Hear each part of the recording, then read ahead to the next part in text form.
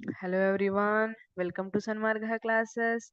Let us see question number 17 of chapter sound. Name the SI unit of measuring frequency of sound waves. Sound waves ಅನ್ನ measure ಮಾಡುವಾಗ frequency ಅಂತ ಕೇಳಿರ್ತೀರಿ ಅಲ್ವಾ, ಅದರದ SI unit ಅನ್ನ ಕೇಳ್ತಿದ್ದಾರೆ. ನಾನು ನಿಮಗೆ ಫ್ರೀಕ್ವೆನ್ಸಿ ಅಂದ್ರೆ ಏನು ಅಂತ ಕೇಳ್ತಿದ್ದೀನಿ. What is frequency?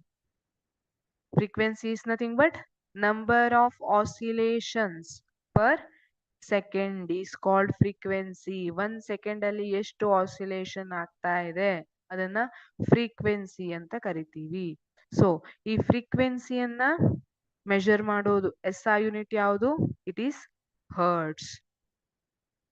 Hertz is the SI unit of measuring frequency of sound waves. ಈ ಹರ್ಟ್ಸ್ ಅನ್ನೋ ನೇಮ್ ಏನಿದೆ ಇದು ಹೆನ್ರಿಚ್ ಹರ್ಟ್ಸ್ ಅನ್ನೋ ಸೈಂಟಿಸ್ಟ್ ಇಂದ ಬಂದಿರೋ ನೇಮ್ ಆಗಿದೆ. ಈಗ ನೀವು ಒಂದು ಗಿಟಾರ್ ಅನ್ನ ಬಾರಿಸ್ತಿದ್ದೀರಿ. ಅಟ್ ದಟ್ ಟೈಮ್ ಆ ಸ್ಟ್ರಿಂಗ್ ಏನಿದೆ 1 ಸೆಕೆಂಡ್ ಅಲ್ಲಿ 440 ಟೈಮ್ಸ್ ಆಸಿಲೇಷನ್ ಅನ್ನ ಮಾಡಿದೆ, ವೈಬ್ರೇಟ್ ಆಗಿದೆ ಅಂತಂದ್ರೆ I can say frequency as 440 hertz. 440 hertz frequency ಅಂತ ಹೇಳ್ಬೋದು. ಸೊ ಈಗ ಹ್ಯೂಮನ್ ಆಡಿಬಲ್ ಕೆಪಾಸಿಟಿ ಎಷ್ಟಿದೆ? 20 ಹರ್ಟ್ಸ್ ಟು 20,000 ಹರ್ಟ್ಸ್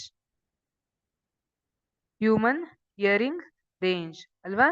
ಇಷ್ಟು ರೇಂಜ್ ಅಲ್ಲಿ ಇದ್ರೆ ನಾವು ಸೌಂಡ್ ಅನ್ನ ಕೇಳಬಹುದು. ಇದಕ್ಕಿಂತ 20 ಹರ್ಟ್ಸ್ ಗಿಂತ ಕಡಿಮೆ ಇದ್ರೆ ಅಥವಾ 20,000 ಹರ್ಟ್ಸ್ ಗಿಂತ ಜಾಸ್ತಿ ಇದ್ರೆ ನಮ್ಗೆ ಆ ಸೌಂಡ್ ಕೇಳೋದಿಲ್ಲ.